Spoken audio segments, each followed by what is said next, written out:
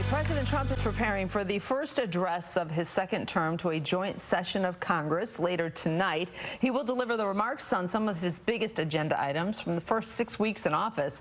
Doug Luzader brings us more from Capitol Hill this morning. Doug, good morning.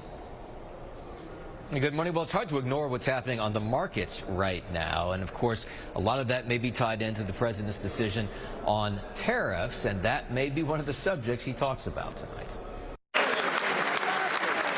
Tonight's speech will look like a State of the Union address, and President Trump has certainly been down that path before. But in a president's first year, it's simply an address to Congress. Well, I'll let you know. We're making a speech. You probably heard about it tomorrow night, so I'll let you know tomorrow night. That was Trump yesterday talking about Ukraine, and that will no doubt be a major focus tonight, especially after the administration just paused military aid to Ukraine in an effort to start peace talks. But also look for Trump to defend the work of Elon Musk and his Department of Government Efficiency, and Musk will be in the audience. We expect him to talk about the border and border numbers being down. We expect him to talk about, government spending actions through DOGE and other issues. And we are expecting Democrats to boycott. There are a growing list of Democrats who are saying that they do not intend to actually show up. I don't really see why anybody should participate in the propaganda that is known as Donald Trump. And a number of Democrats may boycott the speech. Others say they will bring fired federal workers as guests. And this comes just a day after the markets tanked over fears of new tariffs on Mexico and Canada, something Trump is likely to defend tonight. It's a very powerful weapon that politicians haven't used because they were either dishonest, stupid, or paid off in some other form. And now we're using them. Okay, now we know that some Democrats are in fact going to boycott the speech tonight.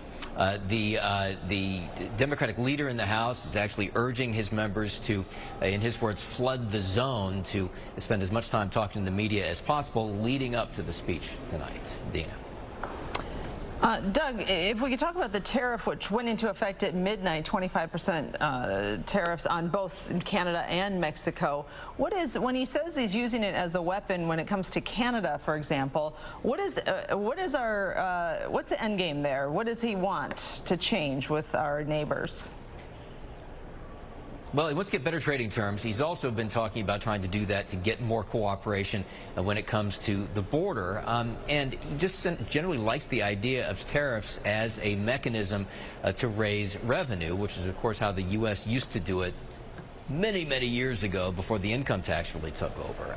So we don't know whether these are going to be permanent or if this is just a bargaining position for the president. All right. Well, how long do we expect, the president seems to be pretty comfortable behind the microphone. How long do we expect this address to be tonight? And will we learn anything that we haven't heard? He's so transparent and so willing to give press conferences and speak openly. Will we learn anything new? Well, we don't know exactly what he's going to talk about, have no idea how long this speech is going to go. Really don't know. We're just kind of speculating right now in terms of the topics that he's likely to get into based on what's happened so far through the course of this, through the very brief course at the beginning of this term. Yeah, it's been a lot, hasn't it? We'll see. Doug Luzader, we look forward to reviewing this with you tomorrow. Thank you.